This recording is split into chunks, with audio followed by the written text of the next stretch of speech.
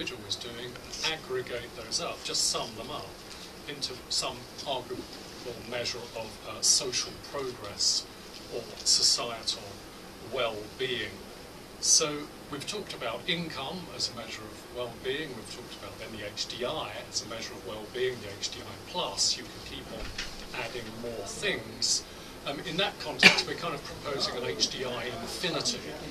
Okay, this is where you include everything that's important. And how do you do that? You do that by just asking people to add all those things up themselves and ask them simple questions like, how happy are you? Are you satisfied with your life?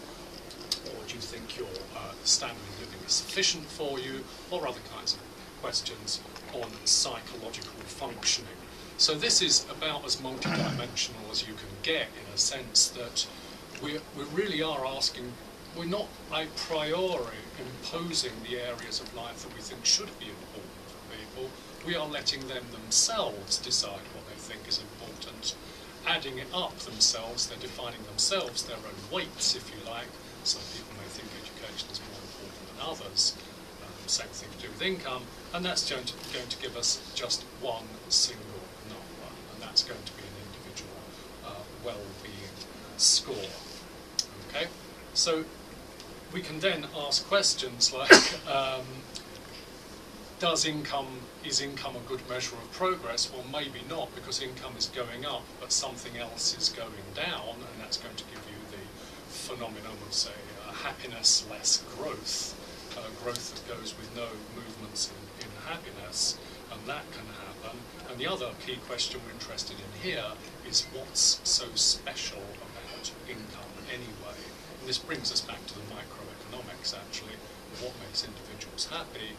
And the two things we're especially interested in here are social comparisons, where I compare my income to you, you compare your income to me, and of course if I get higher income, I'm very happy, just so long as you don't get one as well. And then if we all get higher income, maybe this social comparison process will leave us no better off.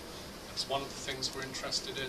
The other one in this context is habituation or adaptation, whereby a higher income is good in the short run, but somehow over time we get used to it, our aspirations rise, our needs rise, and we may not end up being any better off. So we certainly don't have all of the answers, but I think we do have some interesting questions in that context.